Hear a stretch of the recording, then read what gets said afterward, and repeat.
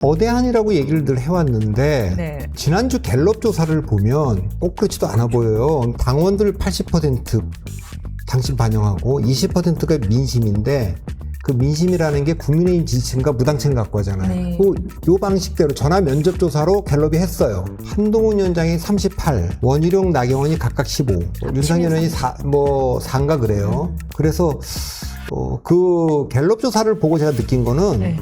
이건 결선 투표로 갈 가능성이 더 크겠다.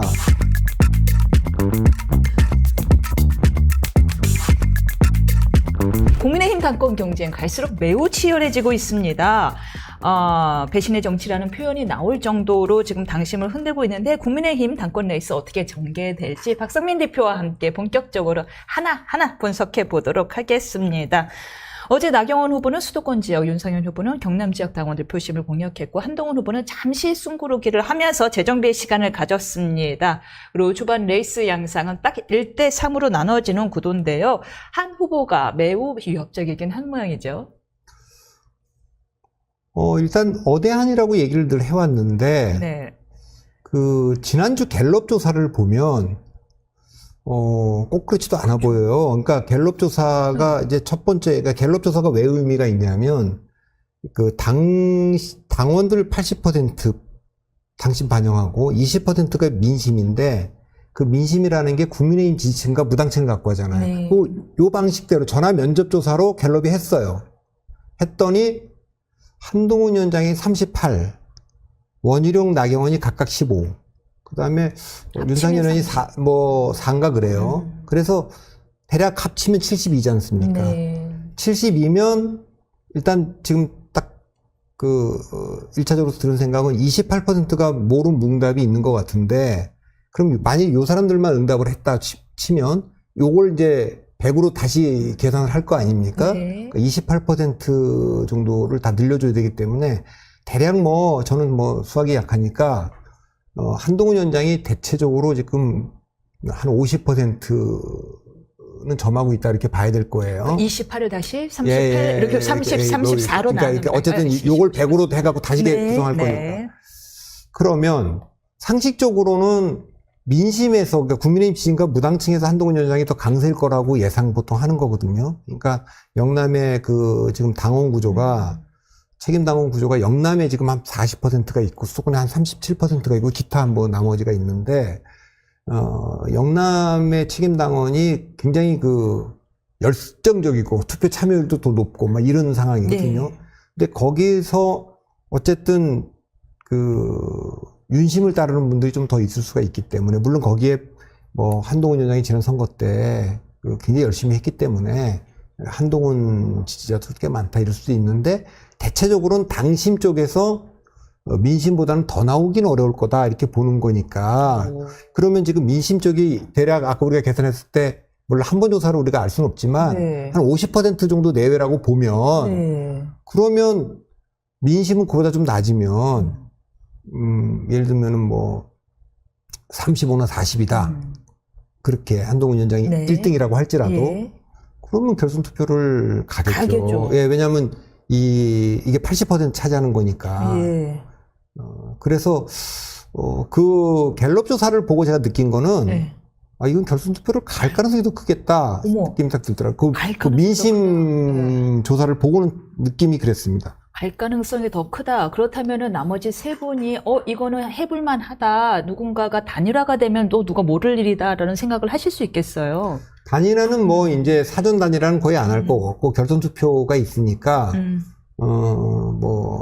띄워보고 자연스럽게 될 텐데 지난주에도 말씀드렸지만 안철수, 유승민, 김재섭 이 세 분이 안 나와서 반윤표는 결과적으로는 한동훈 위원장으로 단일화 된 격이고 그러니까 친윤표는 지금 나뉘어져 있잖아요, 지금. 나뉘어져 있는데, 친윤인 건지, 어쨌든 비반윤인 건지 알 수 없는. 근데 이제 지금 구도가 뚜렷하죠. 그러니까 한동훈 위원장은 사실상 반윤을 표방한 거죠. 그러니까 배신 아니냐, 지금까지 키워준 윤 대통령에 대한 이렇게 얘기를 하니까 자기가 배신하지 않아야 될 거는 대한민국과 국민이다. 이런 얘기를 했는데, 그건 뒤집어 말하면 대통령에 대한 배신은 할 수도 있다. 그 얘기는 대통령이 오히려 어떻게 보면 그 정권 교체를 지지했던 국민들을 좀 배신한 거 아니냐 이렇게 된 거니까 반윤이라고 봐야죠. 그다음에 재미네요. 잠깐만 그 표현 짚고 가면은 안 그래도 원희룡 전 장관이 페이스북에 똑같은 해석을 올렸습니다.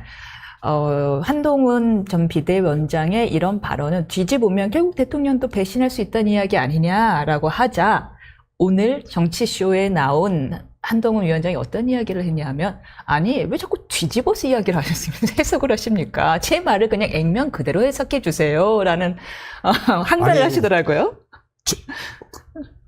아니 여의도 사투리 이게 맥락을 가지고 해석하는 게 맥락을 가지고 보는 거예요. 그러니까 맥락이라는 게 뭐냐면 이분이 이렇게 나오잖아요. 대통령에 대한 질문이 딱 나오면 공적 관계와 사적 관계를 구분해서 설명을 해요. 근데 이걸 굳이 얘기를 하고 신뢰를 내가 배신을 안 해야 될 대상은 대한민국과 국민, 그건 너무 당연한 말이지 누가 해도. 근데 그 얘기를 우리가 다 했어. 그게 뭐 이상해. 너무 당연히 정치인이 해야 될 말이지.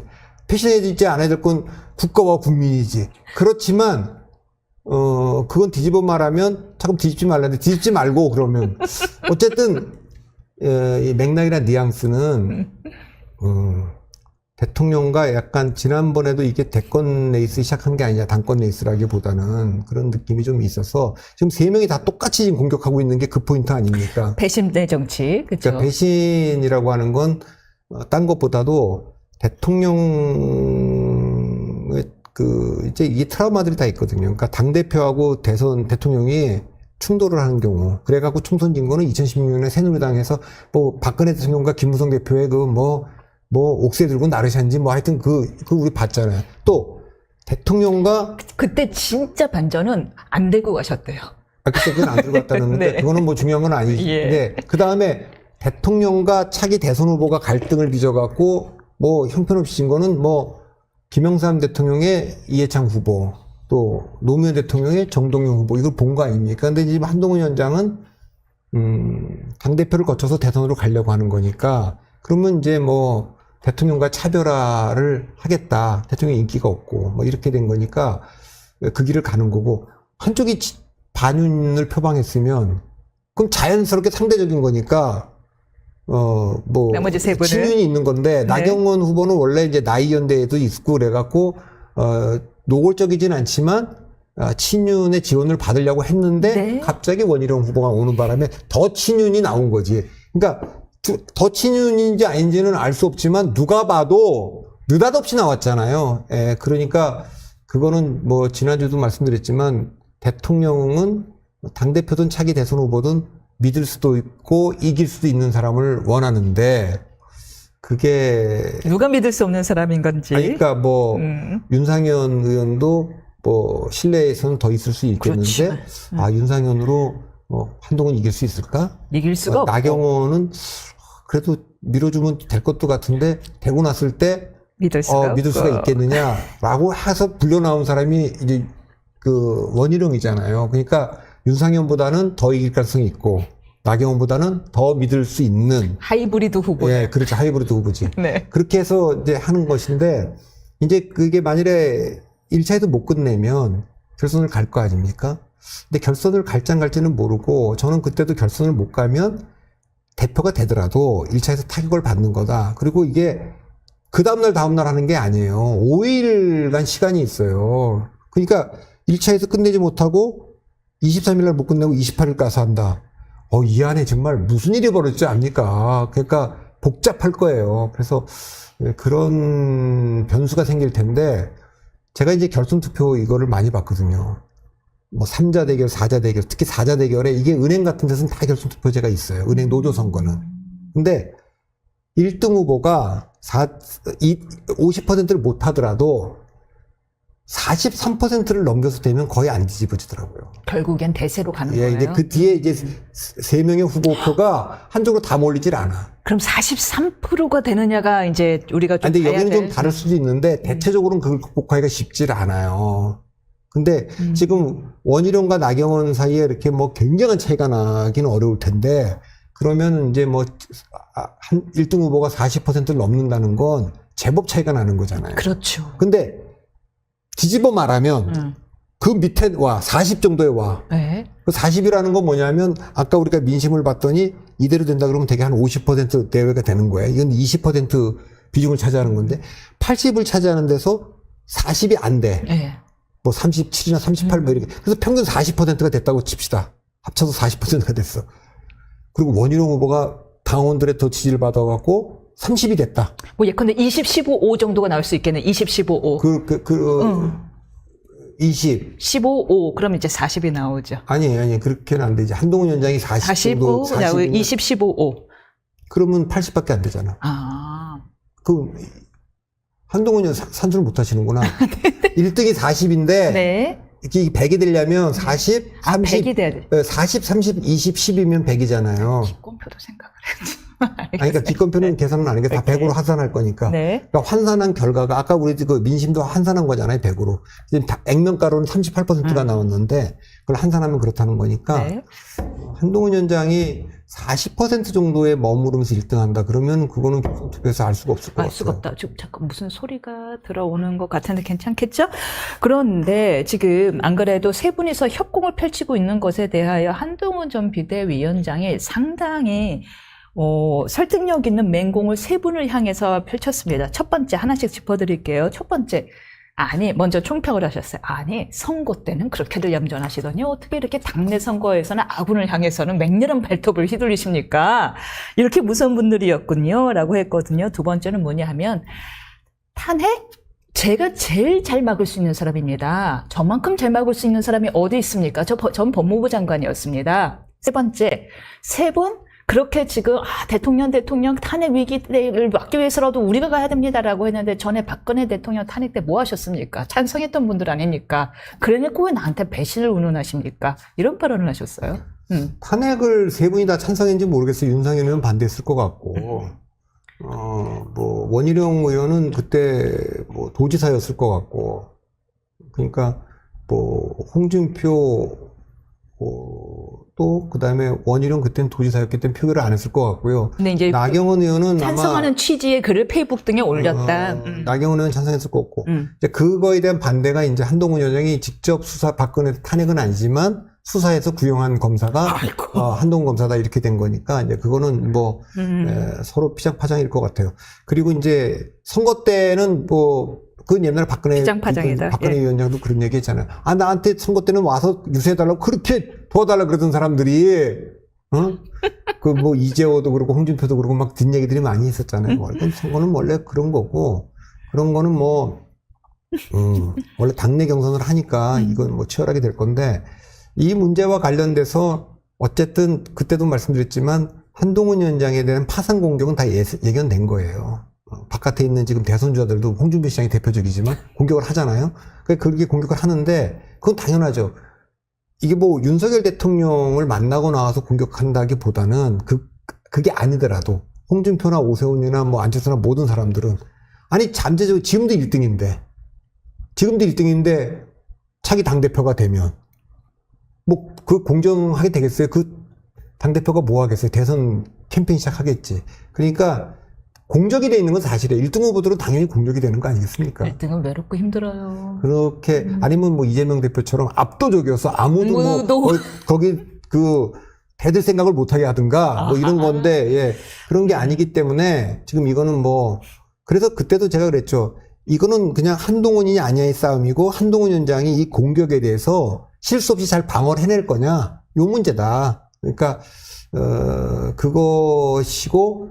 제가 이제 첫 번째, 그때 관전 포인트 두 가지를 처음에 얘기했어요. 단기적으로 관전 포인트 두 번째는 최상병 특검을 선제적으로 얘기를 했는데 그것이 당원들이 어떤 반응을 보일지 이게 하나 이제 첫 번째 포인트일 거예요. 네. 두 번째는 누가 2등으로 들어올지. 누가 대항마냐. 이거는 이제 원과 나 사이에 이제 있죠. 근데 첫 번째는